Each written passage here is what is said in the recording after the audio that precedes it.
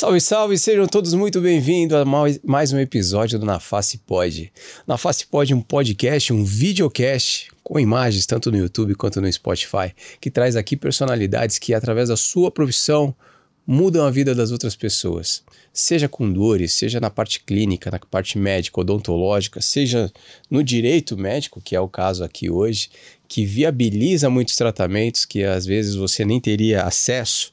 Aqui a gente trata desse assunto e mais, a gente faz a conexão dessas pessoas que se identificam com esse tema com os nossos convidados e isso já vem acontecendo.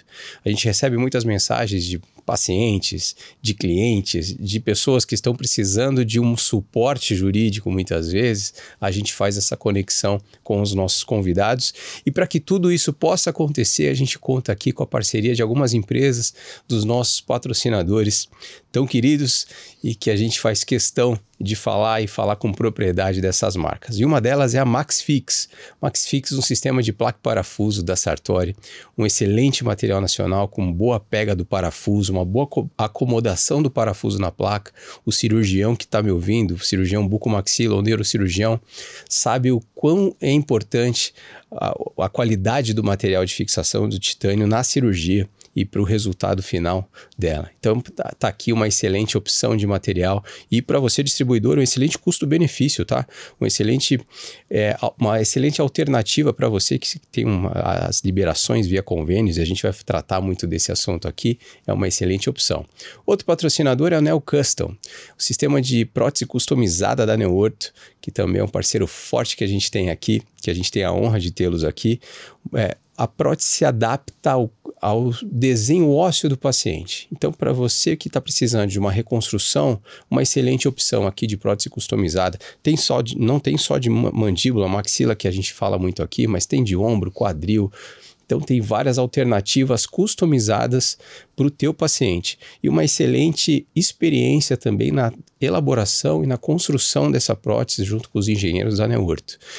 Outro parceiro que nós temos aqui é o Não Complica, um portal de cursos e treinamentos voltados para a área da saúde. Você, cirurgião, médico, dentista, que tem uma secretária e quer melhorar a performance dela no consultório, está aqui um portal que vai tratar de todos esses assuntos de uma forma leve, totalmente aplicável, com ações simples, aplicável no dia a dia e no seu tempo também, que caiba no seu bolso também de uma forma muito simples. Portal Não Complica, acesse o site que vai estar aqui na descrição também.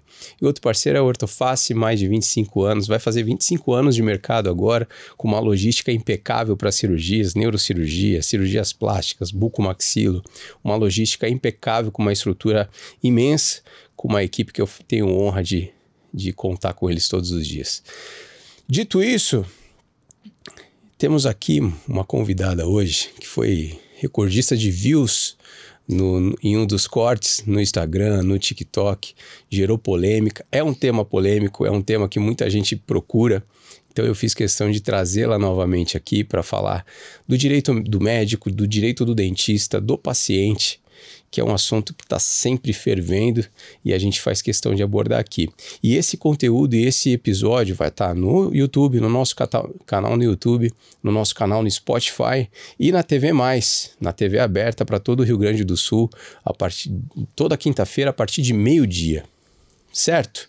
Então eu tenho a honra de receber aqui mais uma vez para trazer temas espinhosos e polêmicos, ou alguns nem tanto, mas de grande importância para os profissionais médicos, odontológicos e para os pacientes, doutora Natália Requilde. Seja bem-vinda novamente. Obrigada, Luiz. Quero agradecer pelo convite mais uma vez e dizer que é uma honra estar aqui, até para trazer conteúdos tão relevantes, tanto a segurança jurídica dos profissionais da saúde, quanto levar informações aos beneficiários relacionados aos seus direitos em face das operadoras. Perfeito. E é importante esclarecer que quando a gente fala de direito médico, muita gente tem a impressão e a falsa convicção que a gente está tratando só do profissional médico. Isso não é verdade, tá? Isso é um nicho do direito, uma especialidade que trata de todos os profissionais da área da saúde. Então, quando eu me refiro a direito médico, eu estou falando do dentista, do fisioterapeuta, do enfermeiro, tá? Então, não podemos, deixar só num quadradinho ali na caixinha do médico. O direito da saúde. O da saúde, que a gente vai trabalhar ali em face do SUS e dos planos de saúde, aquisição de tratamentos, né, internações, e o direito médico, que é voltado toda essa parte de prevenção, segurança jurídica do profissional, defesa dos profissionais. Perfeito. Importante você ter falado isso, que a gente sempre fica na dúvida, né? Achando que é só o direito do médico e tem muita gente confunde. Até o dentista fala, não, mas o que ela está falando para os dentistas se ela fala de direito médico? Então, é importante esclarecer e trazer isso aqui hoje para vocês. Está tudo dentro do mesmo pacote. Claro, cada área com o seu regimento, né? Perfeito. Com a sua especialidade. Legal. Tá. E hoje está mais adaptada? A segunda vez está mais tranquilo do que foi a primeira? Sim, sempre não, né? Um nervosinho, mas já faz parte. Já faz parte, vamos lá. Pensar que isso é uma conversa informal, né? Não estamos diante do tribunal ali sustentando, despachando. E nem com aqueles termos que vocês adoram, né? Os termos técnicos. Então vamos tentar aqui deixar mais leve essa conversa. Isso. Sim. E até falando para o paciente, né? A gente tem várias... A gente vai tentar explorar o máximo e sugar o máximo aqui do teu conteúdo. E a gente sempre fala para o paciente, fala para o médico, fala para o dentista. E uma pergunta assim, que envolve todos os lados, né? Como o paciente, por exemplo. A gente tem uma cirurgia que vai ser liberada ou que já foi liberada. Eu preciso fazer uma cirurgia, o pedido foi para o convênio. E o convênio libera, mas libera parcialmente. Libera só uma parte da cirurgia, não libera os materiais. Ou muitas vezes libera por pacote. O que é esse pacote? Isso é possível liberar só uma parte da cirurgia e a outra parte? Como que funciona?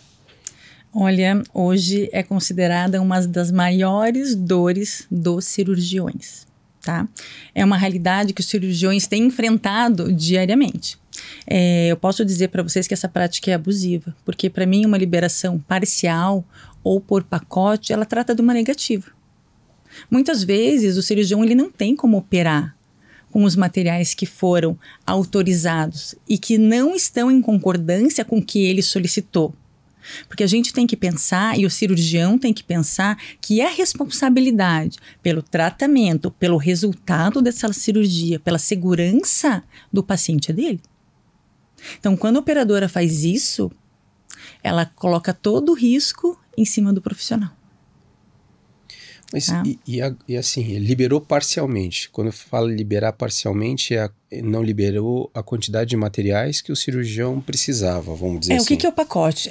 Quando o plano de saúde, ele autoriza parcialmente apenas uma parte daquele procedimento, ele pediu 3, 4 códigos, ele vai liberar 2 códigos do procedimento e uma parte daqueles materiais solicitados. E isso dá o direito de ser cobrado do paciente de uma forma particular? O cirurgião poderia fazer isso? Qual que é o caminho melhor para isso? Vamos lá. O que a gente orienta? Chama esse paciente, explica o que está ocorrendo, o que a operadora não está liberando, por que é importante a utilização daqueles materiais para o resultado satisfatório daquela cirurgia, do que pode vir a acontecer uma reoperação, um risco maior de uma infecção. E o paciente, que é parte legítima para demandar em face da operadora, ele vai buscar a operadora para pedir uma reanálise daquela liberação. Certo? Esse é o primeiro passo. Continuando essa negativa, ele vai para a ANS. Ele abre uma NIP, que a gente fala, que é uma notificação de intermediação preliminar. Tá. A NIP vai fazer esse levantamento, uma análise. Muitas vezes, quando esse procedimento ele vai para a junta médica, porque a junta médica ela vem quando há divergência entre a solicitação do médico e a do auditor da operadora. Tá. Né? É obrigatório ir para a junta. Você entende? Não é uma faculdade da operadora. No momento que há divergência, essa liberação ela tem que ir para uma junta médica. Tá? E a partir daí, continuando essa divergência, que muitas vezes a gente sabe que ela é parcial, né? Ela não é imparcial, porque mesmo pelo fato de ser o cirurgião que escolhe o desempatador dos 4 profissionais, quem apresenta a lista dos profissionais que vão estar nessa junta é a operadora. Entende? Então, existe uma certa parcialidade, de certo modo. E judicialmente eu posso te falar que os juízes, eles não têm levado muito em consideração a junta médica quando a gente consegue comprovar essa parcialidade e quando tem uma justificativa técnica embasada para o uso daqueles materiais. Muita gente ainda desconhece isso, os cirurgiões eles desconhecem as informações, porque a junta médica ela deve seguir um critério estabelecido, tá, pela ANS, e muitas vezes as operadoras não seguem esse critério. E uma vez que elas não obedecem o critério, essa junta ela pode ser anulada e o procedimento ele tem que ser liberado integralmente. É mesmo. Sim. Isso é uma informação importantíssima. Quando não obedece os prazos da junta, porque ela tem um prazo para liberar, para dar um retorno para o paciente. Esse profissional ele tem que ser da mesma especialidade do cirurgião, da mesma jurisdição do que o médico assistente.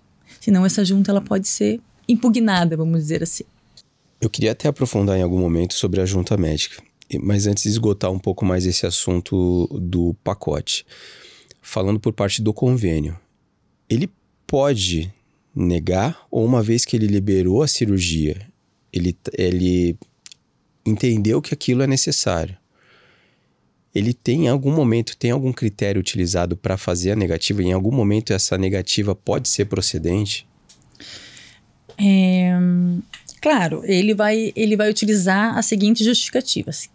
Porque o pacote, o que ele é? Ele é um acordo entre o hospital e a operadora, certo?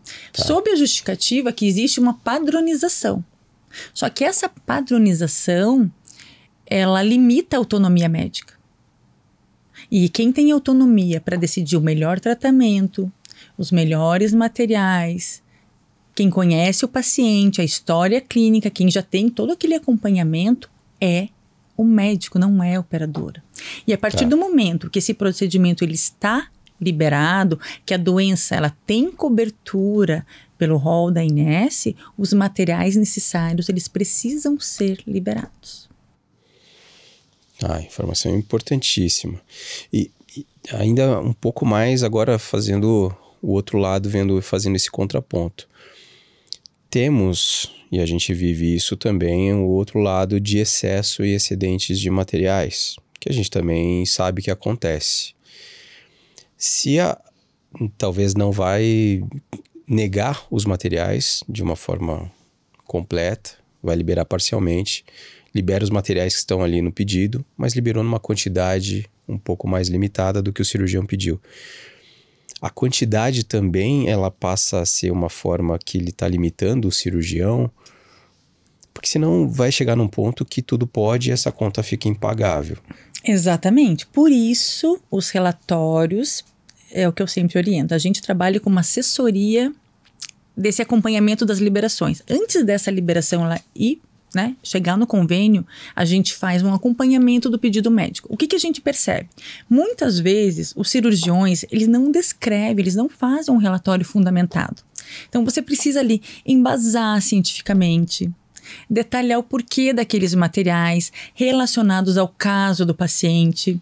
Às vezes, um pacote vai servir para algum paciente, porque cada caso tem que ser avaliado individualmente. Um paciente é diferente do outro. Porque eu já ouvi perguntas, o cirurgião fala assim, tá, mas se eu aceitar uma vez, a operadora vai me questionar Sim. isso e eu vou ter que aceitar sempre.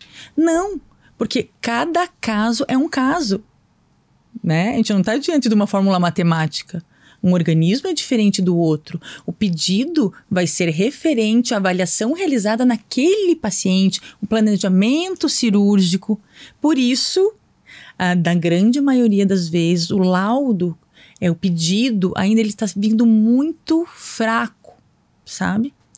Então, os cirurgiões, eles têm... Eu sei que eles falam para mim que eles não têm tempo de escrever, mas a gente vai ter que orientar, a gente orienta as secretárias, o pessoal do faturamento, como fazer um pedido bem feito, o que tem que constar nesse pedido, A indicação técnica, o porquê daqueles materiais, daquelas características específicas para aquele caso individualizado.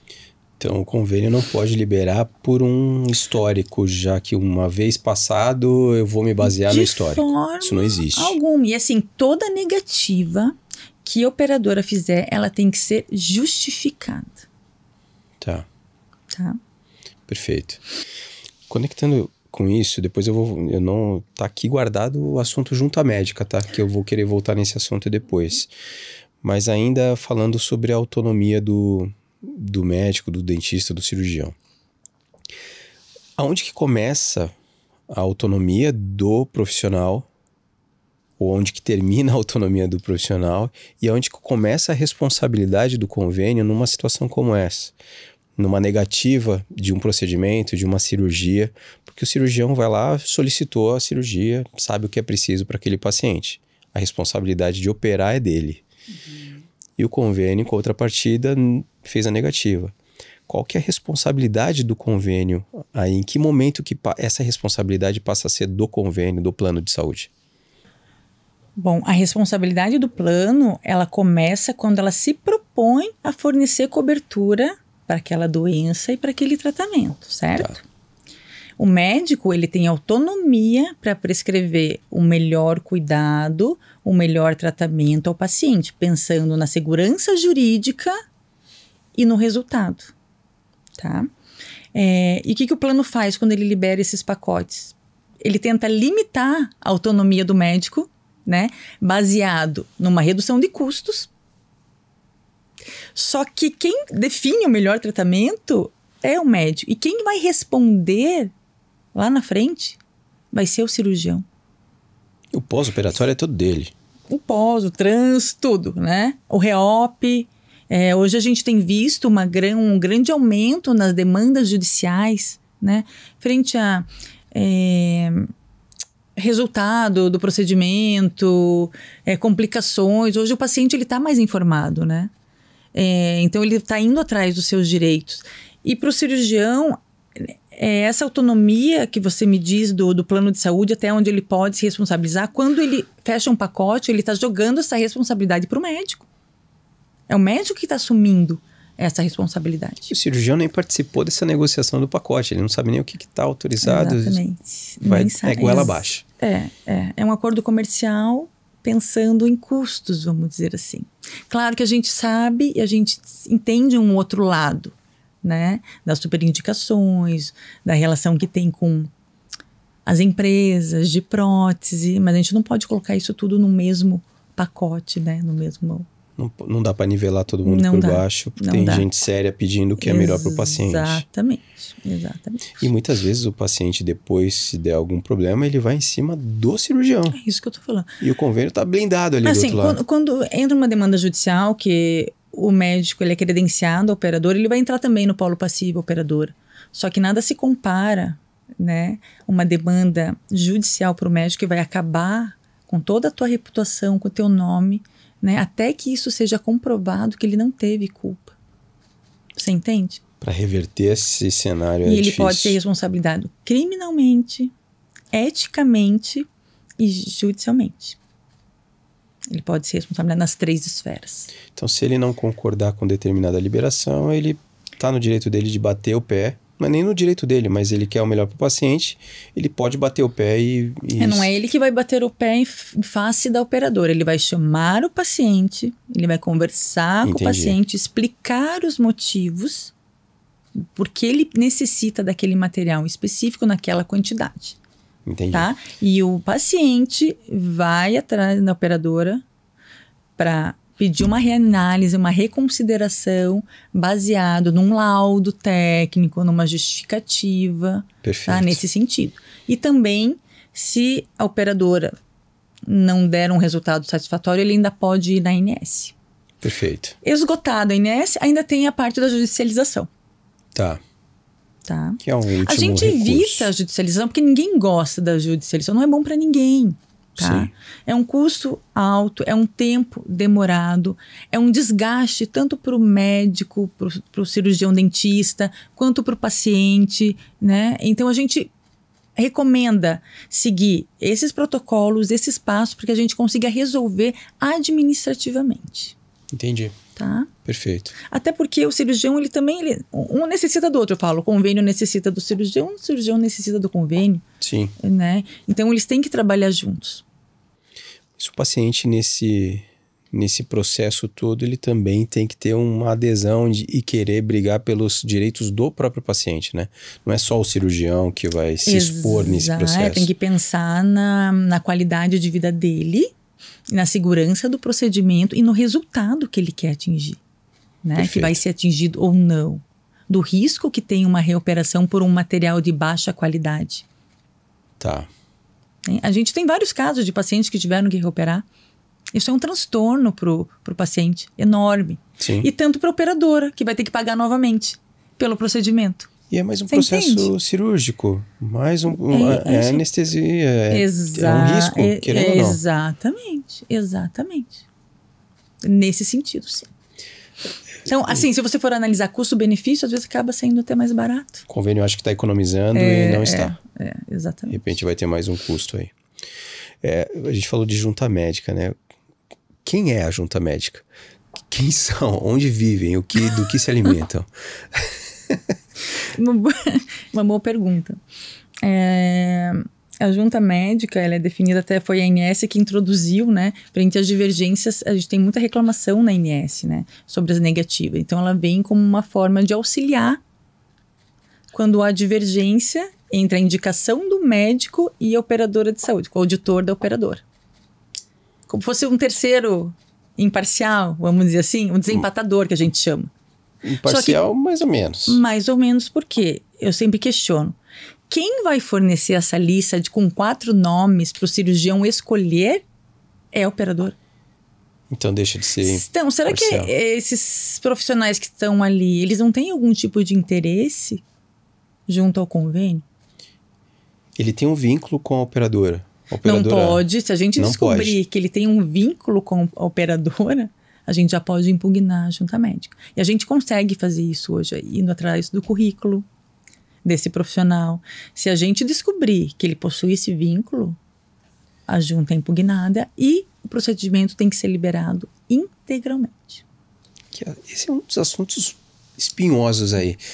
Deixa eu só entender, essa junta, esse grupo, então você está me falando, traduzindo para o paciente. Então o plano de saúde tem um auditor que libera ou não o procedimento.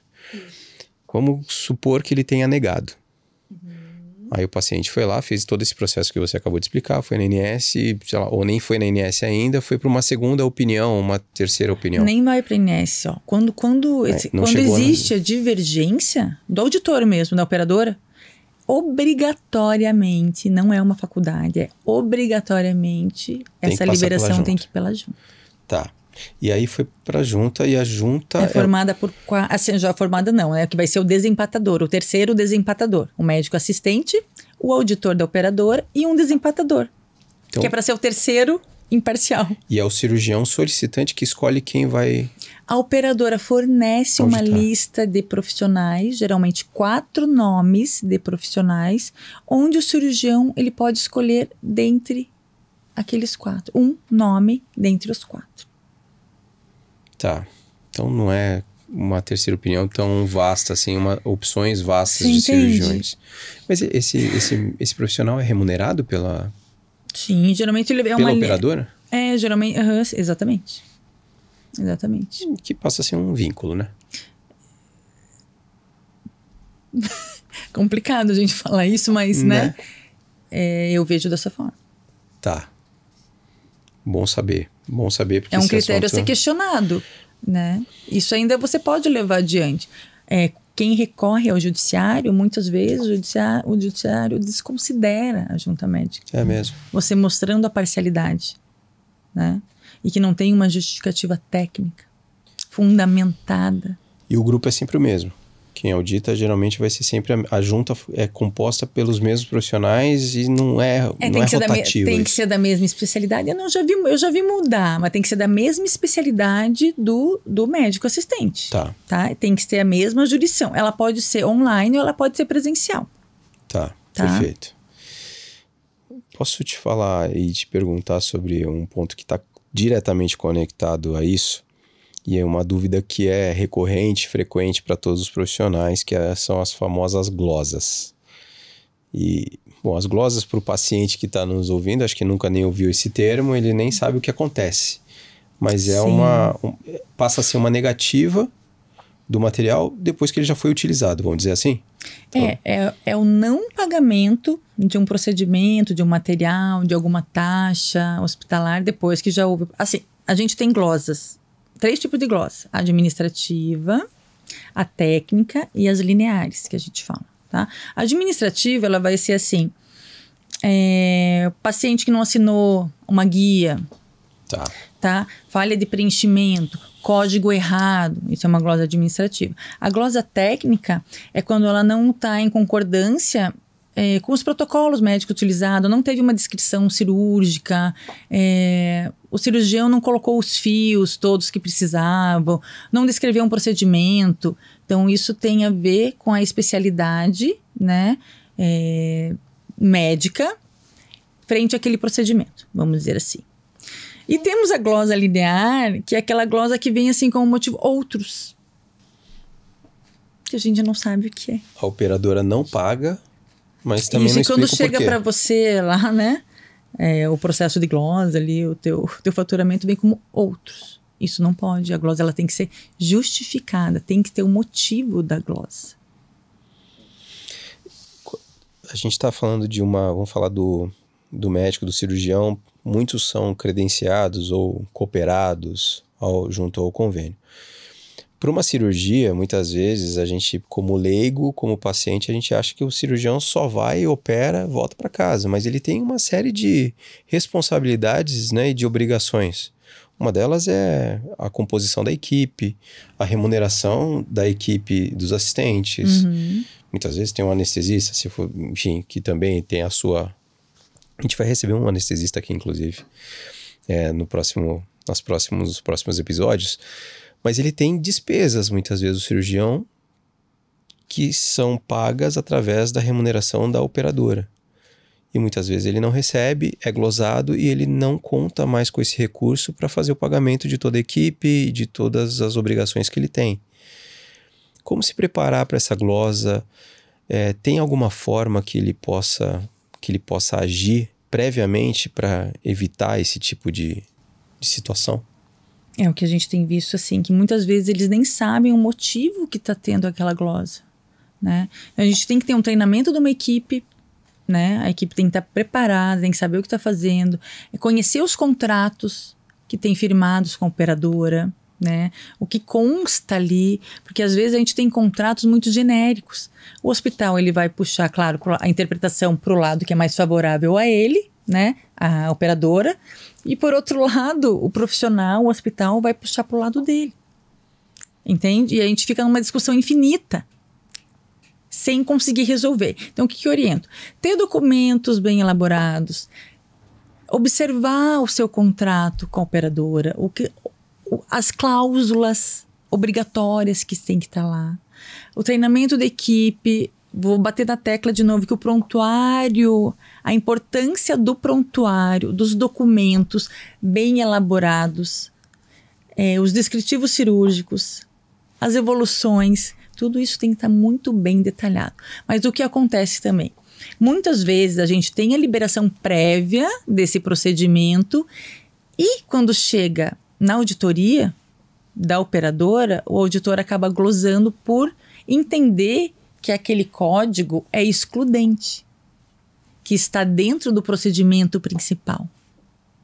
Mas se, a partir do momento que ele fez uma liberação prévia, isso não pode acontecer no final. E muitos estão indo para o judiciário para recorrer dessas glosas. E nós já temos jurisprudências favoráveis nesse sentido, principalmente de glosas por motivos genéricos, essas glosas lineares que aparecem como outros, liberações de procedimentos que foram liberados, autorizados previamente, e depois o cirurgião, né, recebe uma surpresa, um susto lá no final por não receber. E o cirurgião pode recorrer até os 5 anos anteriores de glosa. 5 anos. Então, prestem atenção, você pode recorrer dos últimos 5 anos de glosa. Então, faça o levantamento das glosas que vocês têm, vejam se essas glosas estão justificadas. Que muitos já te consideram como perdido, né? Não tem controle, não tem controle. A gente tem conseguido recuperar valores consideráveis.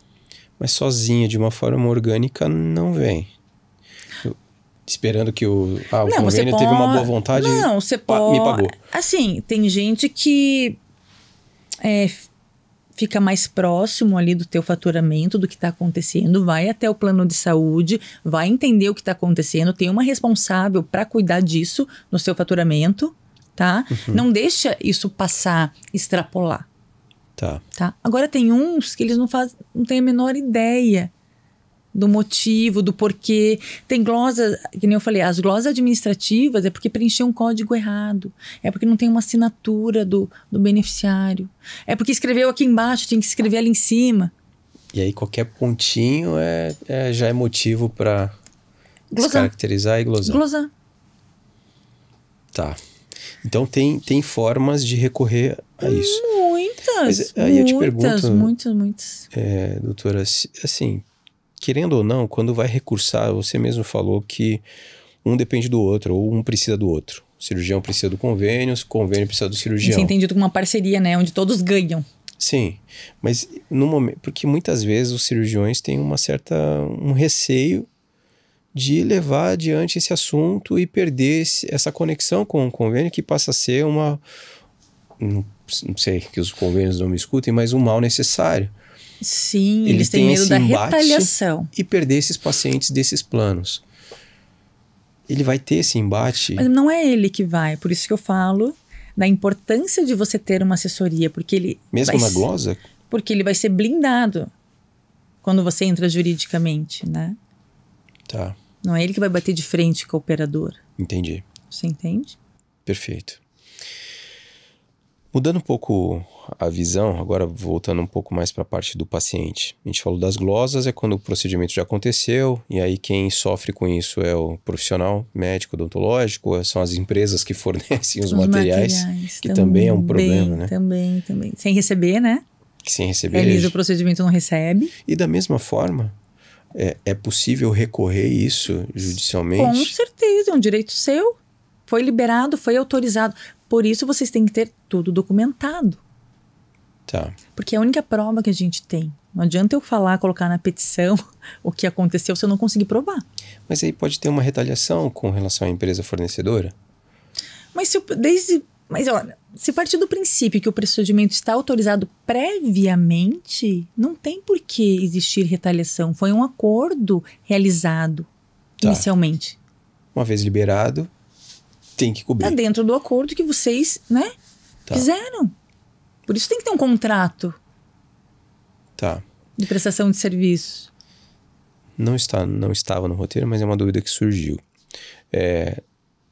O cirurgião está no meio da cirurgia e a cirurgia se frequentou muito como enfermeira assistente na época, que não te pertence mais. E eu já frequentei muitas cirurgias como instrumentador, na época que eu frequentava muitas cirurgias.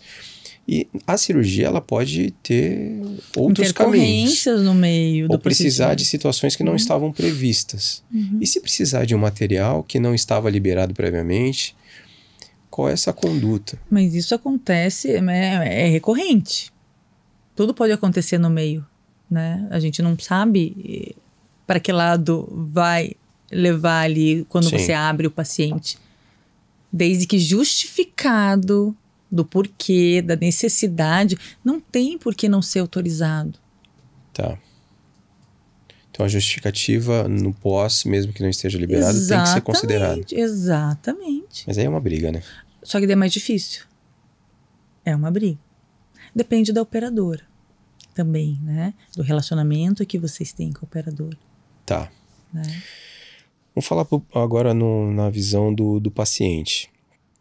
Tem uma resolução normativa aí que ampara e que protege o paciente.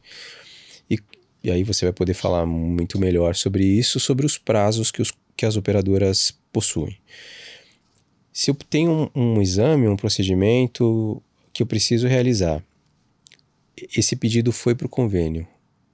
Eles precisam me entregar dentro de um prazo pré-estabelecido? Eles têm um prazo que eles precisam cumprir?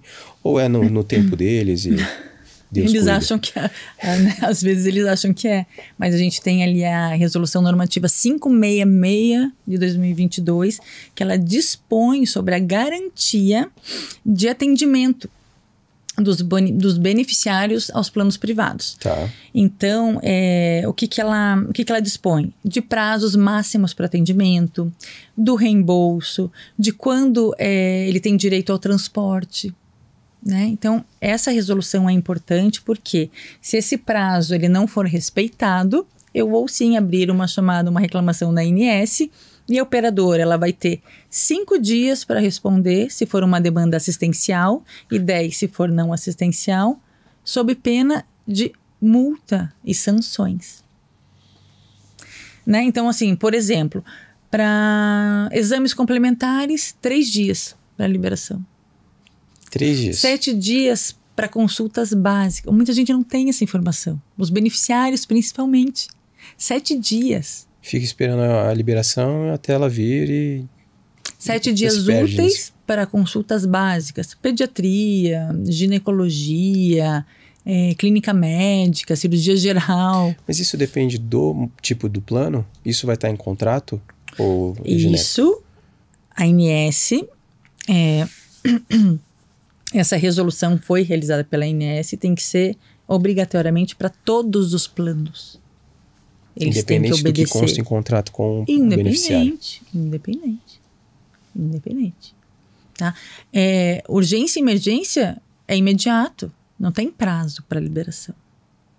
A liberação deve ser realizada imediatamente. Cirurgias, 21 dias, em até 21 dias.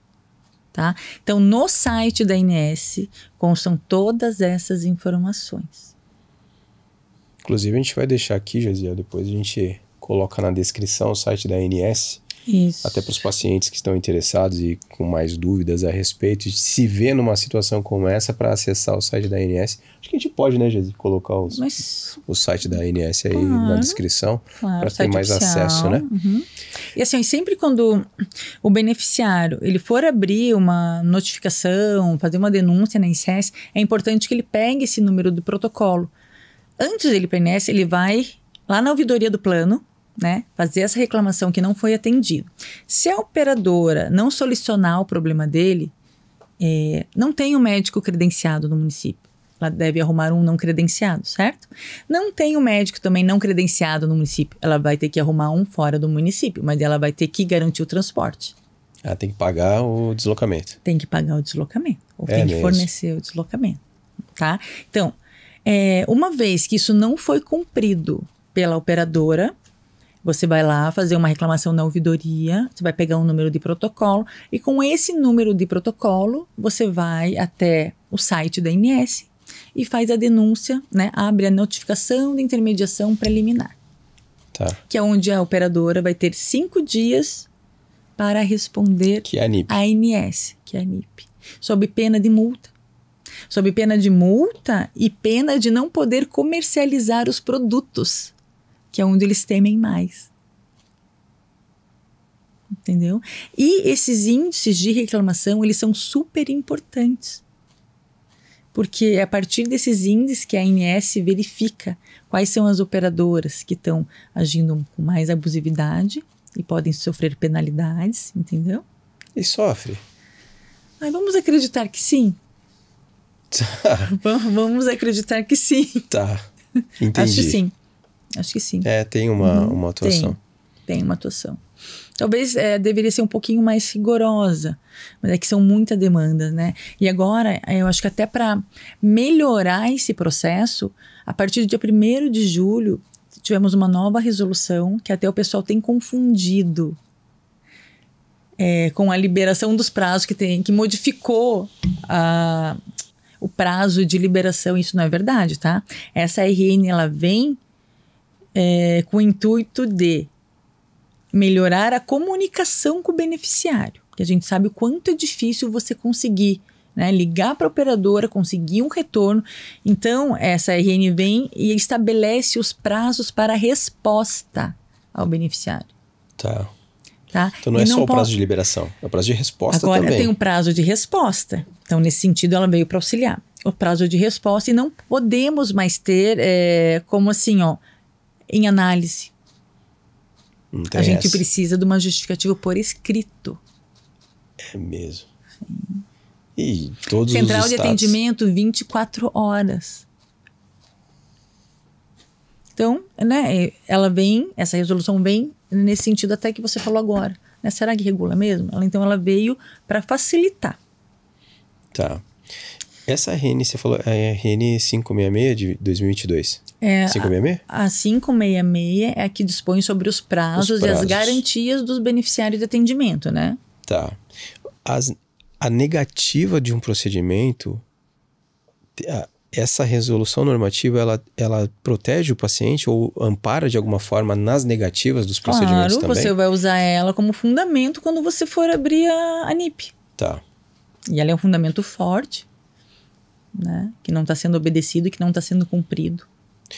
E nessas andanças pela ANS, assim, agora por parte do paciente, porque a gente pensa que quando vai precisar de um órgão como esse, a gente vai ficar numa fila gigantesca de espera. Como que é esse atendimento? Eles são atendidos prontamente? A ANS também é rápida na devolutiva e nas respostas, assim como os convênios precisam responder prontamente? É uma boa pergunta. É uma boa pergunta. Mas eles precisam responder o paciente. O paciente não sai de lá sem uma resposta. Não sai. Não é que eles precisam. Eles vão atender, eles vão receber essa denúncia e eles vão mandar para a operadora. A operadora vai ter 5 dias para responder a ANS e o beneficiário, vamos dizer assim. Sob pena de multa. Tá. Por que isso é importante você abrir a NIP? Porque se você for para judicialização, o juiz ele vai solicitar ali na minha petição que tenha um número de protocolo e que você já tenha tentado resolver o conflito administrativamente. Entendi. Não é assim, claro, todo mundo tem o direito de demandar judicialmente. Mas você tem que ter tentado resolucionar de forma administrativa com a operadora, com a ANS, em último caso, a judicialização. Tá. O paciente, lógico que a gente parte de um princípio que vai correr tudo bem. Mas o paciente precisa guardar algum documento, algum protocolo, alguma coisa no processo de liberação? Ele precisa já se preparar e guardar alguma coisa? Todos. Para usar junto à ANS? Nesse momento. O que ele puder guardar. Porque o que estava acontecendo antes? As operadoras, elas negavam, mas elas não justificavam por escrito. Tá. Porque o justificar por escrito é uma prova que eu tenho para demandá-la judicialmente. Se eu não tenho por escrito a negativa, eu não consigo provar que foi negado, certo? Sim. E isso era uma grande briga. O beneficiário ele não tem acesso, ele não consegue se comunicar, ele não consegue ser atendido pela operadora. Por isso que veio essa nova resolução para tentar resolver esse problema. Mas vamos ver se realmente isso vai dar certo. Né? Que são os prazos de resposta ao beneficiário. E as formas como elas têm que acontecer, que tem que ser por escrito, que tem que ter um canal de atendimento 24 horas. Enquanto isso, o paciente está com dor, está sofrendo, está precisando de atendimento e ainda tem que se preocupar com isso. Eu já falei que o plano de saúde muitas vezes é para você não usar, né? Sim. Ninguém quer, né? Mas e é engraçado você falar isso. Porque quando você paga durante 20 anos ali na tua juventude, ok. Agora, nos 60 anos, o que tem acontecido com os nossos clientes, muitos pedidos não, informações de cancelamento do plano. Porque agora o custo está maior, porque ele passa a utilizar o plano com mais frequência, porque é natural. Sim. E como o custo é maior, eu não quero mais esse cliente como beneficiário. A gente falou no episódio que a gente gravou, o primeiro episódio, que foi no começo, né, de tudo. Você falou sobre isso e sobre o cancelamento, que o convênio até pode fazer com um prazo que ele avise com antecedência. Mas tem algumas e a exceções. justificativa disso? Ela pode ser, eu quero cancelar porque chegou numa idade que eu não estou acompanhando as suas despesas. Vou cancelar o teu plano. Lembra que nós conversamos que a gente tem vários tipos de plano, né? Que é o individual familiar, o empresarial, que é o coletivo por adesão, e o empresarial, certo? O individual familiar, que é um plano que quase você não encontra mais no mercado, porque ele tem que obedecer os índices da ANS, aqueles índices de reajuste anuais. Ele só pode ser cancelado mediante fraude ou inadimplência. Tá? Os planos empresariais, eles podem sim ser cancelados unilateralmente, desde que avisados com antecedência de 60 dias, salvo exceções. Se o paciente estiver em tratamento, esse plano ele não pode ser cancelado. A gente tem vários casos hoje no escritório nesse sentido. Pacientes com doença autoimune recebendo tratamento e ele não precisa estar internado. Se ele realiza esse tratamento, se você tem um laudo médico, né, que é imprescindível, o tratamento, essa nossa cliente, ela recebe uma medicação mensal, tá? A gente conseguiu reverter e o plano dela está mantido. Tiveram que reverter o cancelamento. Tá?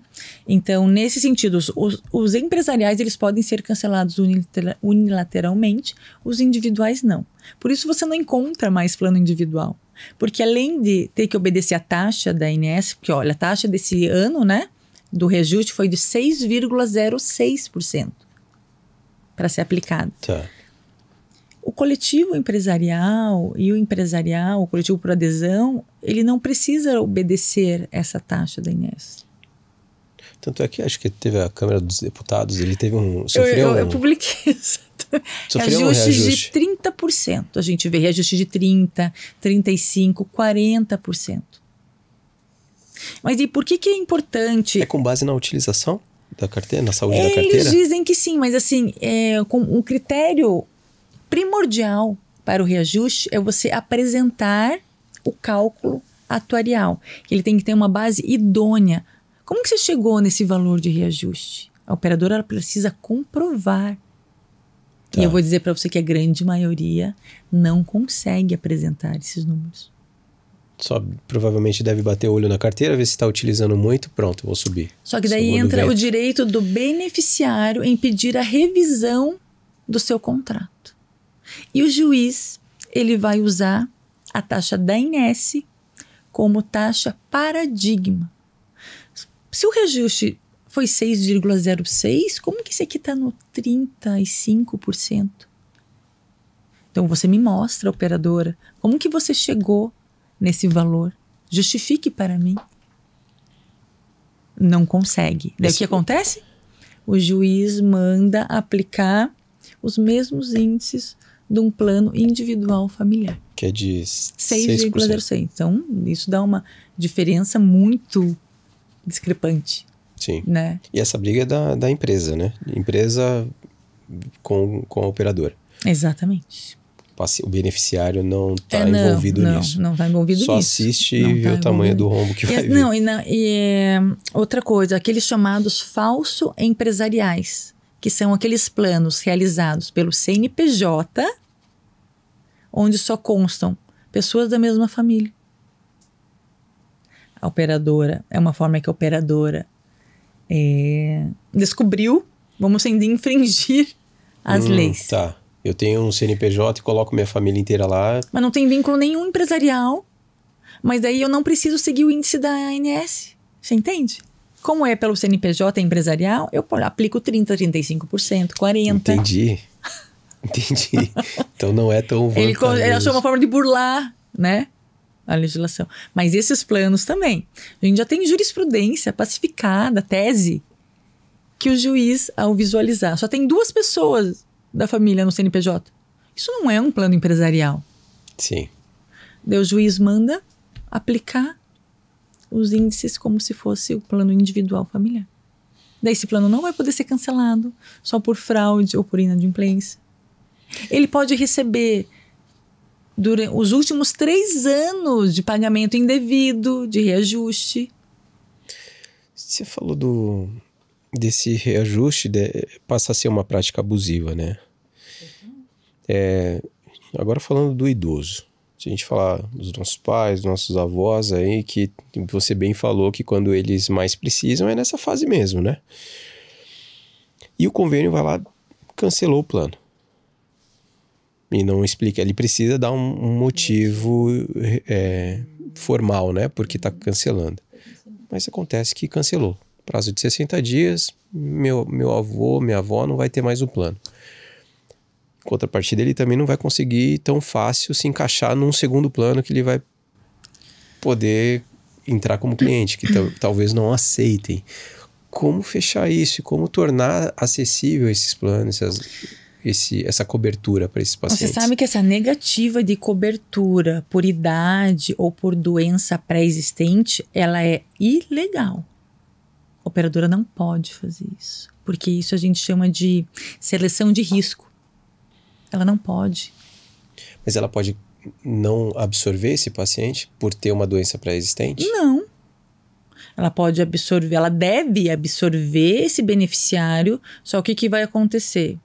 O prazo de carência, o período de carência, de cobertura para aquela doença que ele apresenta vai ser maior para um procedimento de alta complexidade, para uma cirurgia. Agora, para os procedimentos básicos, isso está liberado. Você entende? Isso não pode acontecer e a gente tem visto cada vez mais frequente essa postura das operadoras. Que difícil, né? Porque se o paciente está entrando no plano de saúde, ele tá vindo para o plano de saúde, mesmo que a doença seja pré-existente, ele precisa resolver aquele problema. Mas é um beneficiário que vai ter um custo maior, né? Ele vai pagar por isso, teoricamente. Ou ele pode pagar um valor maior para excluir essa carência e poder usar. Aí tem essa possibilidade. Ou ele espera aquela carência, aquele período maior para ser utilizado para os procedimentos relacionados à doença pré-existente, que foi informado ali naquela declaração de saúde. O que não está naquela doença está liberado e ele pode usar normalmente. Pode usar. Tá. Uhum. Lembrando que o que é considerado doença pré-existente? Quando você vai aderir ao plano de saúde, você vai preencher uma declaração de saúde, certo? Aquele formulário. Sim. Perguntando se você é portador de isso. Se você não tem o diagnóstico, independente se você descobriu daqui a um mês, se você não tem o diagnóstico naquele momento de doença pré-existente, isso não é considerado se vier apresentada ali um mês a doença. Pois é, mas quem que analisa isso? Analisa. Mas Analisa, isso você vai começar a utilizar da operadora, porque dali um mês, o que vai acontecer? Você vai começar a solicitar exames relacionados àquela doença, um número alto de exames, de consultas, e o plano, sim, ele vai fazer ali um levantamento de custos e ele vai atrás. Porque uma vez considerado fraude, você sabendo que já possuía aquele diagnóstico, você pode ser excluído do plano. Daí é um motivo de exclusão, que eu te falei que é a fraude. Essa é a fraude. Entendi. Tá? Perfeito. Mas exclusão de doença, não pode excluir, não pode não aceitar beneficiário com doença pré-existente, nem por questão de idade. Que loucura, né? E eles fazem sem... E daí o beneficiário não sabe, ele fica Aceita. ali... Aceita. Mesma coisa a portabilidade, né? Quando você já está num plano há muito tempo e você quer mudar o tipo de plano, se você já cumpriu mais de 2 anos carência, você não tem que cumprir carência novamente. E não é o que eles informam. Perfeito. Tá? Bom, falando agora da parte do profissional médico, dentista, fala sobre o credenciamento. Muitos médicos são credenciados aos planos, né? Dentista menos, acho que não tem tanto esse vínculo com as operadoras, que eu acho que deveria. Algumas, Mas pouco, né? o médico, ele tem um vínculo de credenciamento, muitas vezes até um cooperado, né? Que também vai numa outra esfera aí das Unimedes da vida. E a operadora resolve descredenciar esse profissional. O médico tem um contrato de credenciamento com a operadora, parte desse princípio. Esse contrato pode ser rescindido, a operadora pode descredenciar o médico também, com aviso prévio. Como que funciona essa relação médico-operadora? Não, pode realizar sim, mas há critérios para isso. né? Quero enxugar minha rede Não credenciada. pode ser de qualquer forma, né? Tá. Esses critérios, eles devem ser respeitados. Então, ele não pode, o descredenciamento, ele não pode ocorrer de forma arbitrária e unilateral. Tá. O médico também ele tem direito a uma defesa. Ele precisa saber o motivo que ele está sendo descredenciado, tá? E, assim, os motivos mais comuns para descredenciamento hoje é quando ele viola cláusulas do contrato, qualidade do serviço prestada, mas a gente sabe que a maioria das vezes o que a operadora ela utiliza como justificativa é reestruturação da rede. Isso não é uma justificativa. Então ela vai ter que provar ali, né? Vai ter uma justificativa. Esse médico ele tem que ser chamado, tem que ser informado e tem que ter uma notificação prévia de 30 até 60 dias de antecedência. E ele pode sim contestar e apresentar uma defesa. Muitos não sabem. Até porque ele tem uma carteira de clientes que é oriunda desse credenciamento, né? E os beneficiários, eles precisam ser informados. Tá? Então, muitas vezes essas regras, elas não são seguidas. E um ponto importante não só do credenciamento pelas operadoras, mas é a questão dos médicos que não estão ligados eles não fazem parte do corpo clínico daquele hospital e muitas vezes são impedidos de operar. Isso não pode, o médico ele pode atender o paciente dele em qualquer hospital, mesmo não pertencendo àquele corpo clínico, certo? O que ele precisa ter, ele precisa fazer um cadastro. Ele tem que ter um cadastro naquele hospital, certo? Para ele poder atender. Então, assim, ele não precisa ser credenciado ou fazer parte do corpo clínico. Ele só precisa ter um cadastro ali, com seus dados, com as suas especializações, com seu histórico profissional, se tem alguma sindicância em curso. Então, ele não pode ter essa negativa. Uma vez que ele tem o cadastro, teve um caso que o médico foi operar e ele foi barrado. Ele já estava com o seu paciente para entrar no hospital. Ele era cadastrado? Ele era cadastrado. Só que acontece, muitas vezes os médicos esquecem que eles têm que fazer a renovação do cadastro. No hospital? No hospital. E o hospital pode negar esse cadastro? E aí é uma relação médico-hospital. Vai depender muito do motivo. Vai depender. Por que é negativa? Ele não está pedindo para integrar o corpo clínico, porque muitas vezes esse corpo clínico já é fechado, né? Já tem aquela especialidade fechada. Mas ele pode sim, esporadicamente, operar um paciente naquele prestador, desde que ele tenha um cadastro. Então, não necessariamente ele está pedindo para entrar no corpo clínico, ele está pedindo para um espaço para operar. Exato. E isso ele pode fazer e o hospital, e é uma relação saudável. Exatamente. E que muitas vezes o hospital vai ter interesse. Também está ganhando, entende? Sim. Então não tem por que ter essa objeção. Agora, a partir do momento que você tem uma negativa indevida, o que a gente pode fazer? Notificar esse hospital, pedir o regulamento interno para conhecer, porque ali tem a forma de descredenciamento ou não, do médico que vem de fora, que não faz parte do corpo clínico, né? E junto com isso, com esse pedido de reconsideração ou para ele fazer o cadastro ou ele atualizar o cadastro, a gente já manda um dossiê completo ali, com todas as informações, com todos os documentos desse profissional, tá? Perfeito.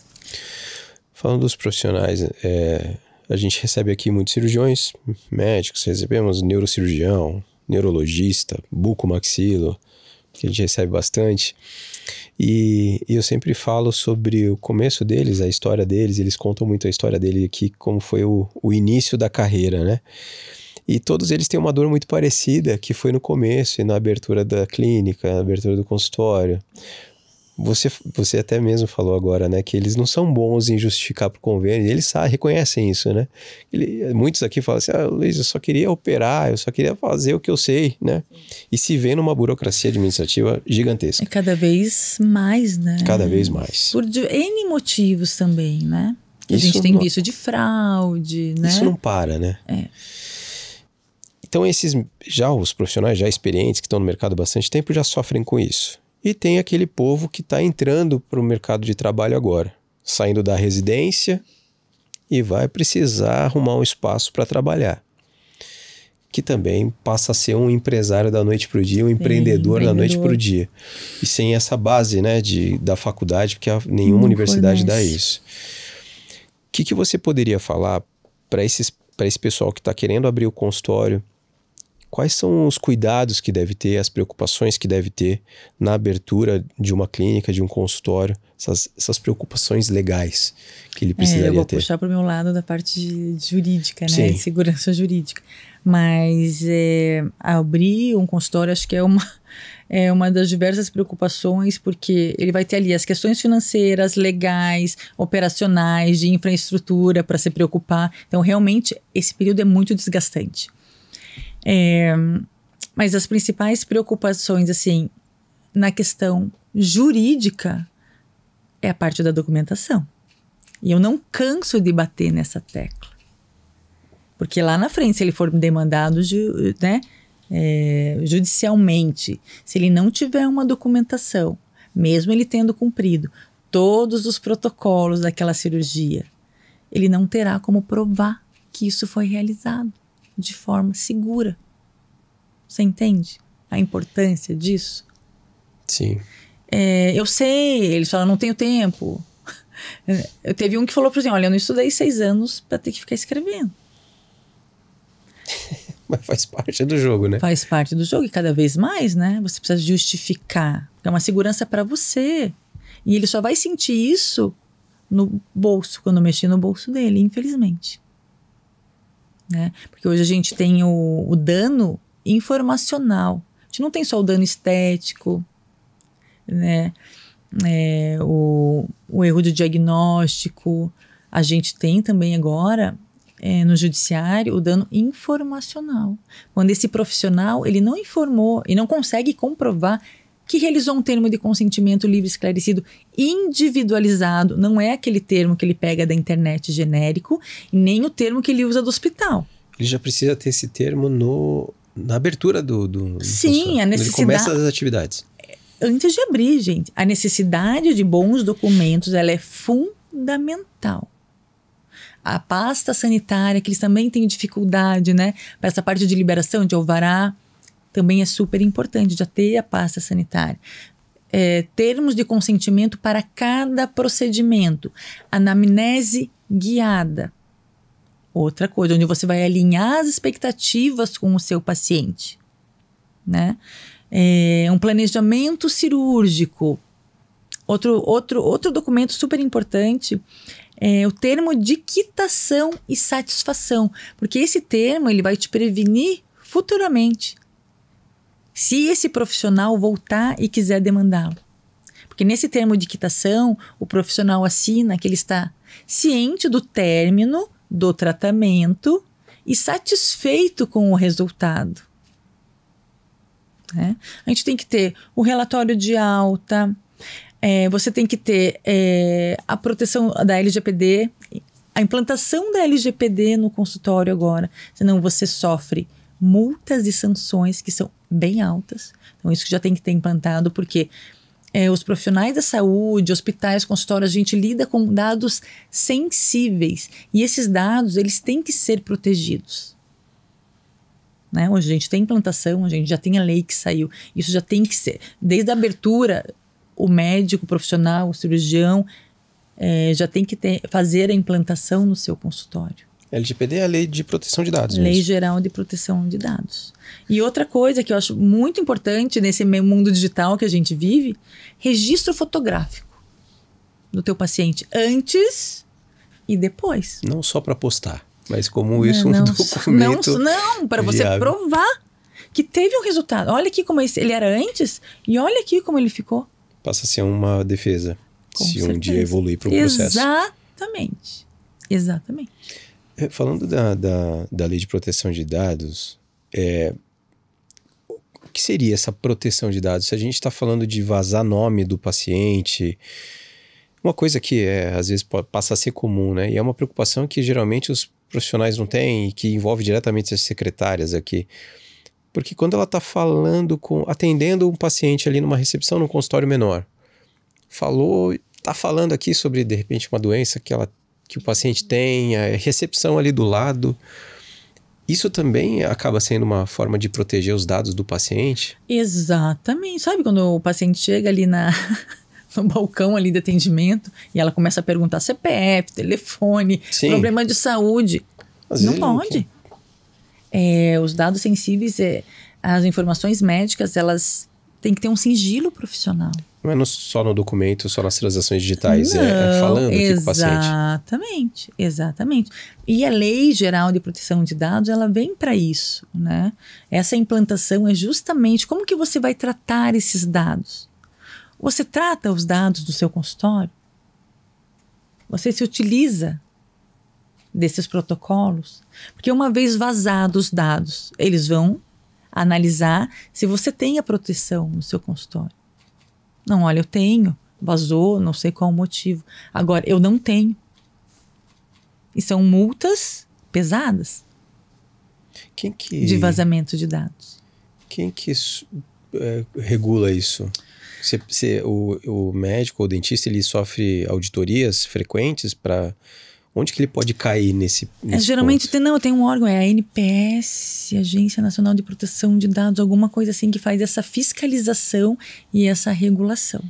E às vezes denúncias, sabe que denúncia vem do seu próprio colega, né? Sim. Tanto a denúncia de marketing, antiético, agora a gente está assim. Do concorrente. Do concorrente. Então por isso que a gente tem que estar respaldado legalmente, juridicamente, andar nas normas.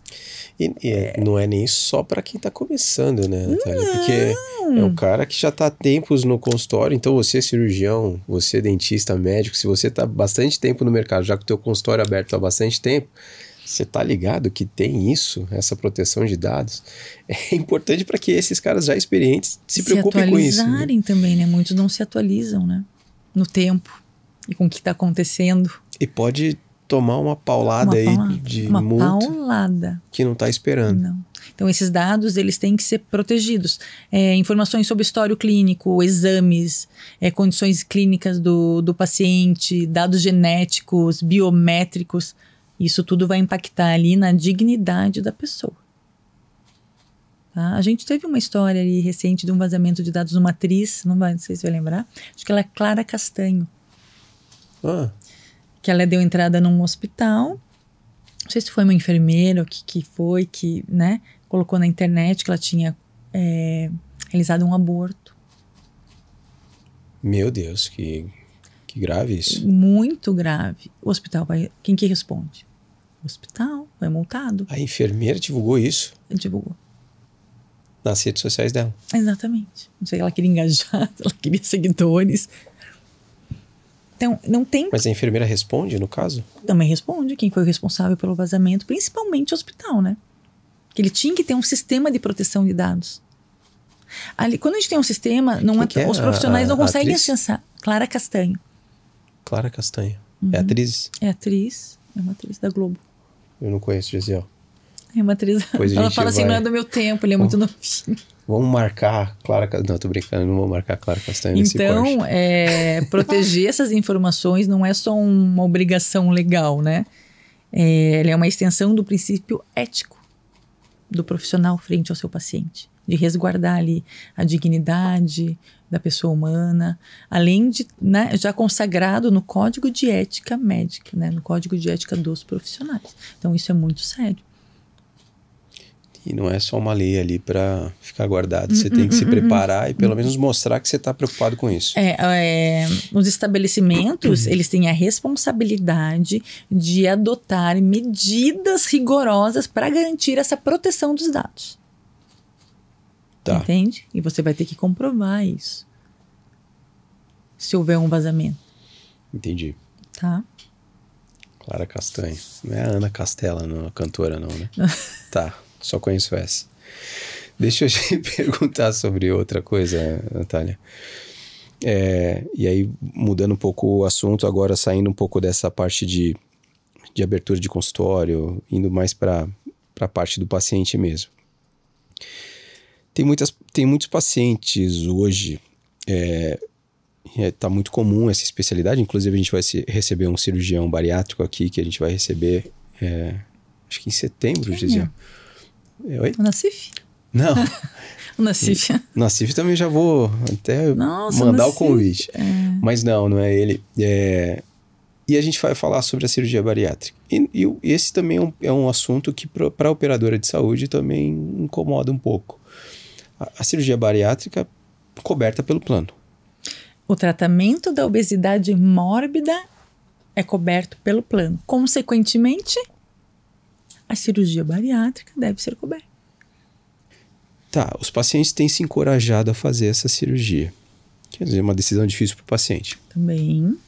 Fechou, tá coberto pelo plano, vai cobrir. E aí tem o pós-cirurgia bariátrica, a cirurgia bariátrica que tem os procedimentos reparadores. Cirurgias reparadoras, pós-bariátrica. Isso também é coberto pelo plano.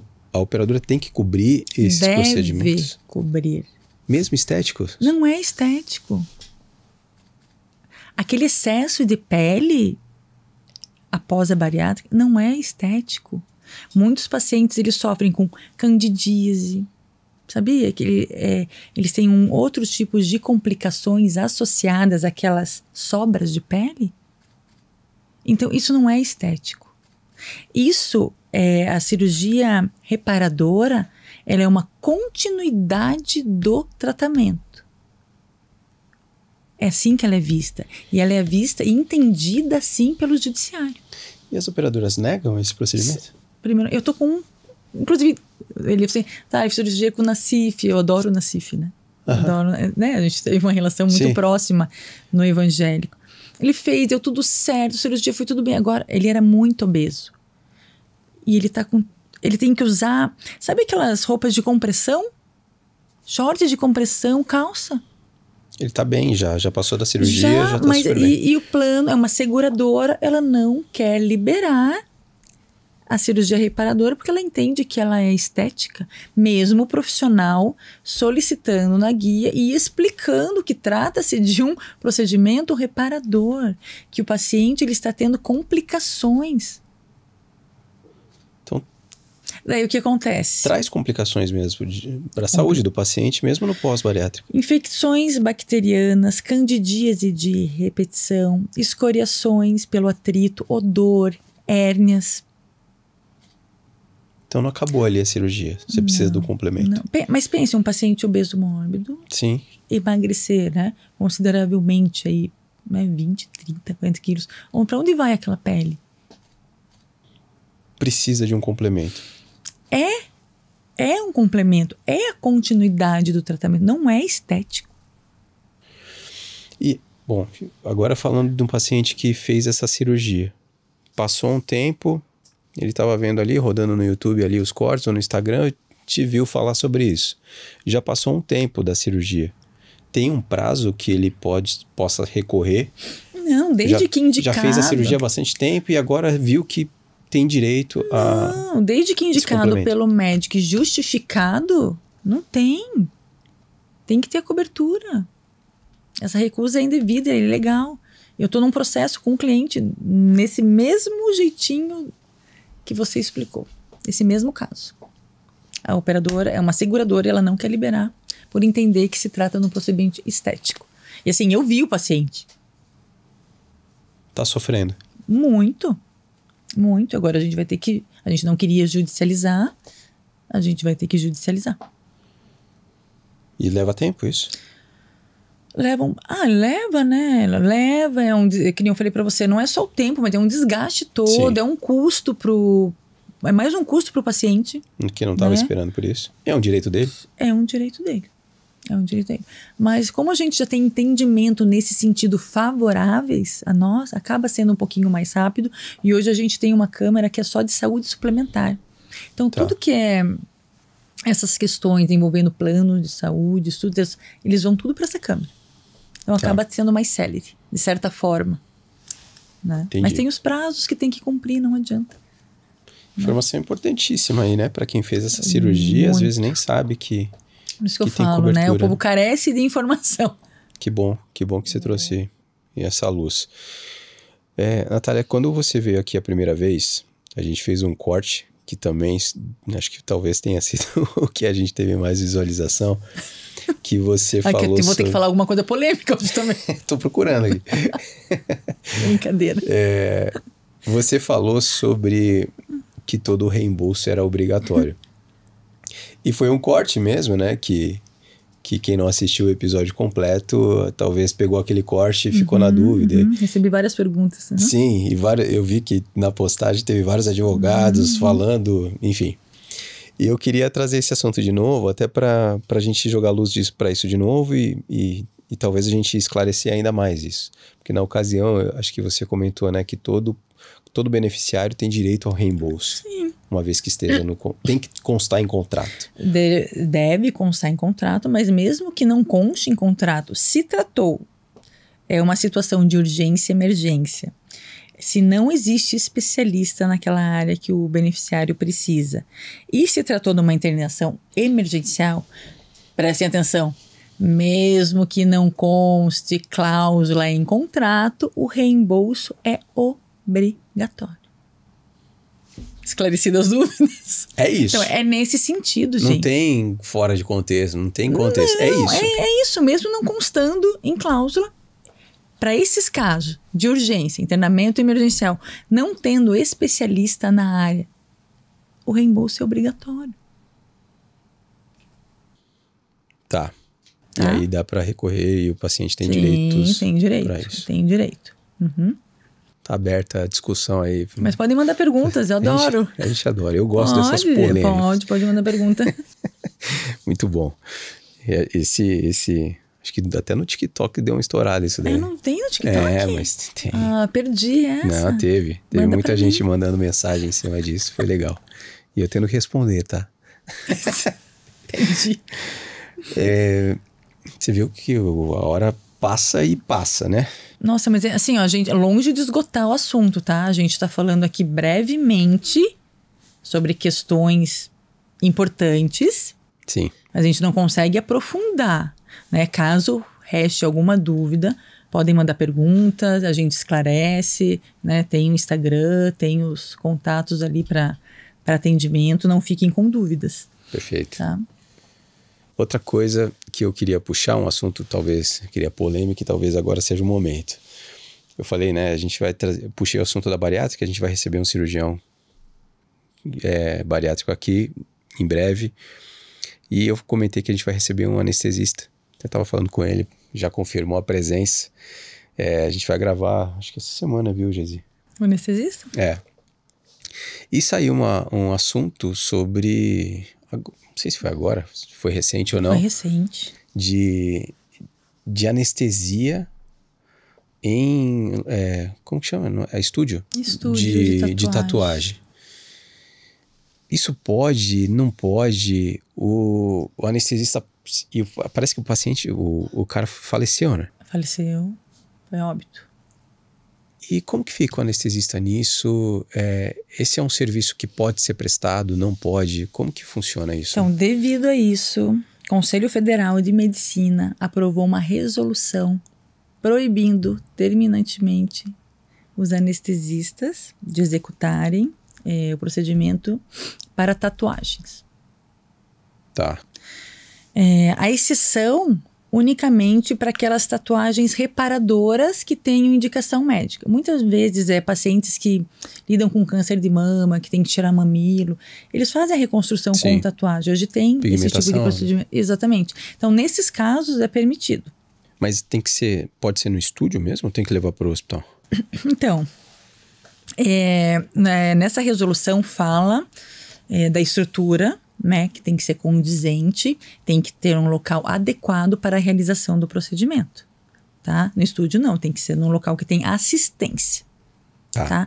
Mas a pergunta que fica aqui, se a anestesia ela é segura para uma tatuagem reparadora, por que não seria segura para um fim estético? Desde que em um ambiente adequado e seguro. Tá. Será que a regra ela não deveria ter mirado na estrutura e não no profissional? Na autonomia do profissional de impedir que realize o ato? Mas aí, nesse caso, o anestesista teve que responder também? Ou não? Vai responder, obviamente. Vai responder? Vai. Até porque, assim, o anestesista, ele é médico, ele não está subordinado ao cirurgião. Nós falamos isso da última vez, né? Sim. Ele tem autonomia. Então, ele detém uma capacidade plena de avaliação clínica daquele cliente. Tanto pela tomada de decisão, pela indicação clínica. E até ele vai responder ética, profissional, civil e criminal sobre todos os seus atos. Então, ele não serve a outro médico. Então, essa resolução, ela vem, mas ela já vem com alguns questionamentos. Que bom que você vai trazer o anestesista aqui, até vou, né? Se você puder fazer essa pergunta, qual é a visão que ele tem Sim. sobre essa resolução do CFM? Porque trata da autonomia do anestesista, né? Uma vez que ele pode fazer a mamária ali, de reparação, por que ele não pode fazer para tatuagem desde que num ambiente que ofereça segurança, condições adequadas? Um suporte caso tenha alguma intercorrência, né? Exatamente. Vou puxar esse assunto. E outra questão, Francisco, se o paciente ele tem autonomia sobre o próprio corpo, é ele que escolhe. Entende? Deveria, pelo menos. Sim, a gente sabe que dentro do centro cirúrgico, o processo de anestesia do paciente mexe com toda a parte hemodinâmica do paciente, né? Tem que ter uma assistência, ele tem que estar assistido. Então é nesse sentido que o CFM vem, até pela banalização do ato anestésico ali, né? Por isso que eu falo. Mas assim, proibir o anestesista, será que esse era o meio? Porque teoricamente ele fez uma consulta pré-anestésica, avaliou o paciente. Ele está interferindo na autonomia do profissional. Será que ele não deveria interferir ali nas condições adequadas para a realização da anestesia? Tá. Assunto importante. Dado é que não pode agora. Não pode mais. A resolução ainda dor, está... A próxima tatuagem você vai sentir dor. Não vai ter jeito, tá? E tem gente que tem uma sensibilidade maior à dor. Sim. Eu acho que se você escolheu fazer anestesia, vai, querido, aguenta. Mas assim... A tatuagem, no caso. A tatuagem. Anestesia Quer fazer tatuagem, aguenta.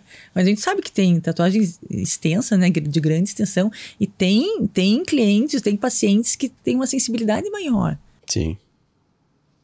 Mas é um tema aí bom para discutir, para debater, né? Tá aí fresquinho. O Francisco Egídio logo estará aqui, falei com ele agora há pouco. Em breve estará conosco aqui. Natália, até pra gente... Você deixou de fazer... Hoje, você veio aqui dentro de um turbilhão de coisas acontecendo na tua vida. Por isso eu já agradeço de novo pela sua presença.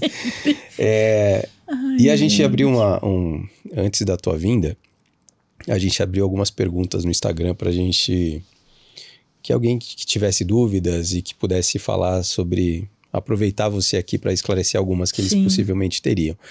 E a gente recebeu algumas perguntas no Instagram. Eu queria tentar fazer, dentro do tempo que a gente tem, esclarecê-las. Eu acredito que tenha sido uma dentista que está começando agora e perguntou sobre o que pode, eu não sei se você também vai poder falar sobre isso ou não, mas o que o dentista pode e o que não pode cobrar dentro do consultório. Os sistemas, os critérios de cobrança, aquelas cobranças indevidas por parte do profissional. Tem algum embasamento jurídico que isso regule? Tem algum critério específico para isso? Eu preciso entender se esse profissional ele é credenciado ao plano ou não, porque isso difere muito. Pelo que eu entendi, foi uma pergunta para um paciente particular.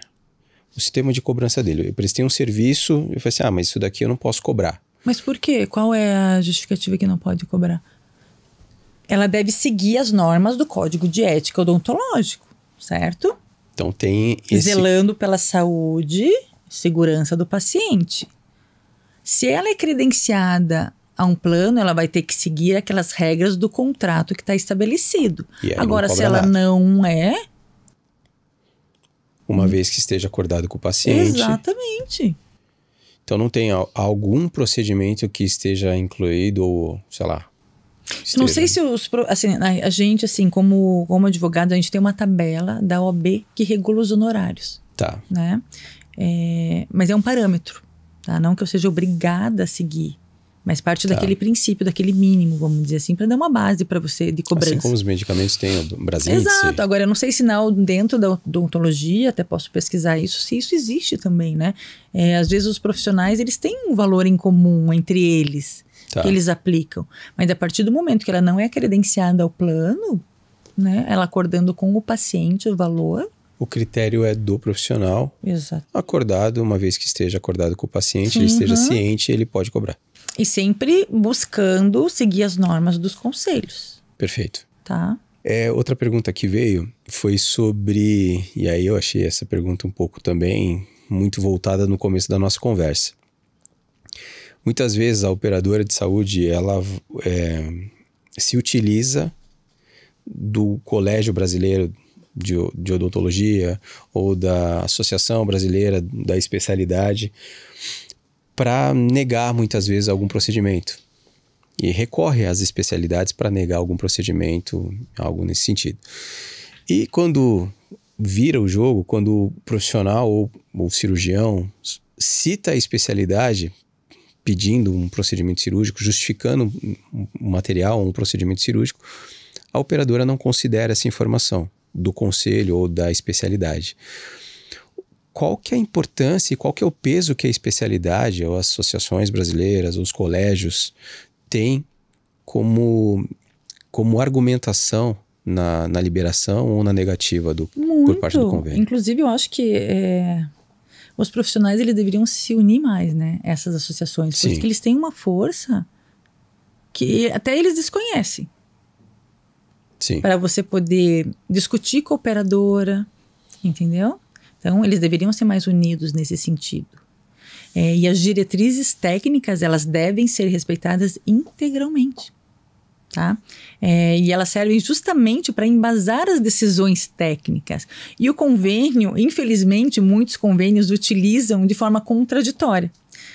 Eles utilizam as diretrizes apenas quando lhes convém economicamente. É o que a gente já tinha falado desde. Então, essa postura, ela é indevida. A gente sabe disso. E o profissional, ele pode recorrer à especialidade, ao colégio? Pode contestar essa negativa com base nas diretrizes, tá? Incluindo parecer técnico, laudo complementar e, se necessário, acionar a ANS e o judiciário. Perfeito. Tá? Mostrando a incoerência da operadora. Sim. Tá?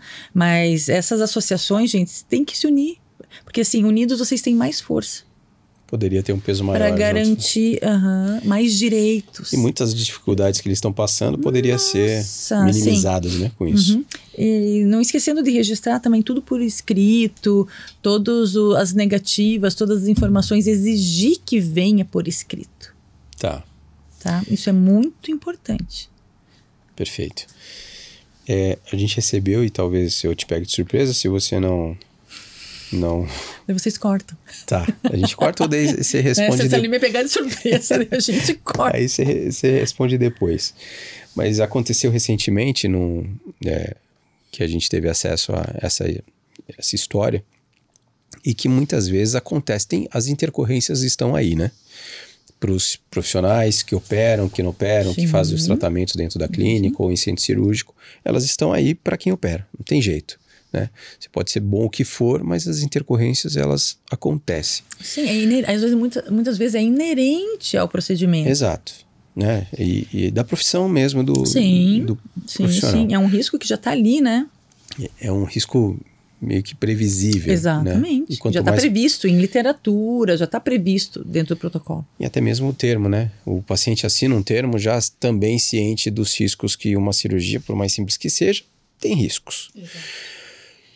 E com esses riscos vem a preocupação do cirurgião e às vezes vem processos que também a gente vê que faz parte, e você está dentro do direito médico hoje por conta disso, porque se não tivesse nada disso, você talvez não teria seguido essa profissão, dos pacientes processarem ou a família processar o profissional, por alguma intercorrência, por algum resultado que não tenha gostado.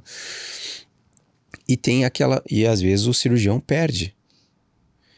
Como que funciona? Tem algum seguro que o profissional precisa ter? Como que funciona isso? Porque às vezes nem todo profissional vai ter um recurso para disponibilizar assim e arcar com essas demandas, né? Você sabe, a gente brinca, né? Hoje, qualquer pessoa pode demandar judicialmente, entrar com uma ação. E a gente vê muito casos de aventura jurídica. Muitos profissionais, até da nossa área, despreparados, advogados generalistas, porque a área do direito médico e da saúde ela é muito técnica. Sim. Antes de você, pelo menos ali no escritório, a gente vai assumir uma demanda, a gente faz uma análise de viabilidade do caso. A gente chama um profissional perito para analisar se aquilo é viável ou não. Tá. É assim que deveria ser feito. A obrigação do médico, ela é de meio, ela não é de resultado. Salvo os profissionais que lidam com cirurgia plástica. E por que a importância? Lembra do marketing ético? Porque a partir do momento que você coloca ali na tua rede social, o antes e depois do paciente, você está prometendo aquele resultado. Então isso é muito sério, certo? Claro que existe o seguro de responsabilidade civil, que todos os cirurgiões deveriam ter, que é um valor, se você for demandado judicialmente, a gente tem um caso agora, e o seguro ele tem um valor disponibilizado para acionar a parte de defesa profissional, se for demandado judicialmente. Tem isso, então? Tem isso sim. E todos deveriam ter, né? Além disso, várias outras cláusulas que contém nesse seguro para a defesa desse profissional. Tá? Mas ele só se informar. Hoje a gente tem várias empresas que trabalham com isso. Mas ele é bom em se informar assim, minha defesa, o seguro cobre, qual é o valor que ele cobre para um advogado? Esse advogado, ele é generalista ou eu posso contratar um advogado especialista? Tudo isso faz diferença na hora de uma defesa judicial. E o seguro cobre não só os honorários do profissional que ele vai contratar, do advogado, mas as custas das ações também, depende do valor que está acordado, depende das cláusulas que estão acordadas no... Mas pode cobrir. Mas pode cobrir. Né? A gente tem uma profissional agora, uma cirurgiã, que a gente está defendendo, que uma paciente demandou ela judicialmente, pois assim, o procedimento que foi realizado está todo dentro do protocolo, está todo embasado, então assim, o que ela está alegando ali, ela não consegue provar. É isso que eu falo. A gente foi ver o advogado, é um advogado que trabalha em outras áreas. Tem o valor dos honorários, ela tem uma seguradora, ela acionou a seguradora e a seguradora dispõe daquele valor que ela contratou em casos de demandas judiciais. Ela pode escolher o advogado que ela quer de confiança naquele valor X. Perfeito. Entende? Então é importante que tenha isso, né? Eu aconselho. Primeira coisa também, se formou, vai atuar nessa parte de cirurgia, com procedimento, vai atrás disso. É importante. E até a gente estava conversando antes de começar a gravação aqui, que você disponibilizaria, e olha o que a gente conseguiu aqui para você, cirurgião, para você médico dentista, para você que está começando agora. Antes de começar a gravação, a gente já pressionou a Natália aqui, ela vai fornecer para quem acompanha o podcast aqui. A gente está falando agora, falou tanto sobre isso, sobre a segurança do profissional dentro do consultório. A importância da documentação. E o termo de... qual é o nome desse termo? Termo de consentimento livre e esclarecido.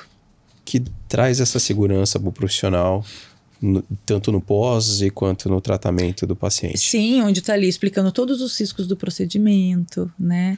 Ele não vai ser pego de surpresa. A forma como tem que ser realizado esse termo. Então, eu vou disponibilizar um termo, modelo, como deveria ser os termos dos profissionais nos seus consultórios.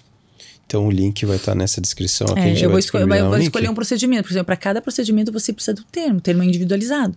A gente vê se é da cirurgia ortognática, se é algum outro procedimento estético, se é de implante. Vamos ver qual que é a dor maior, o que você tem mais de solicitação e a gente deixa para vocês. Ou um termo de quitação, Legal. ou um exemplo de, né, um modelo de contrato de prestação de serviços.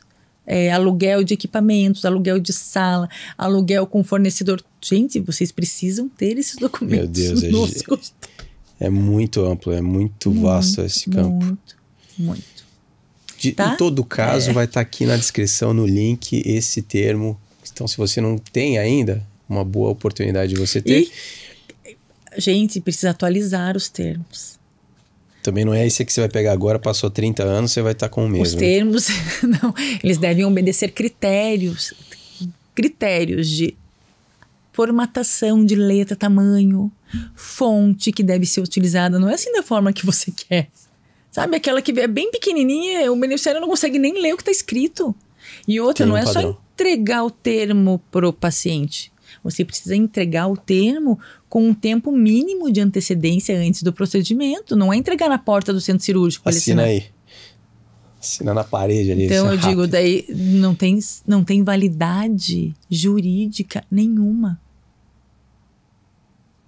Entende? Tem que ser explicado para o paciente. Não adianta só entregar.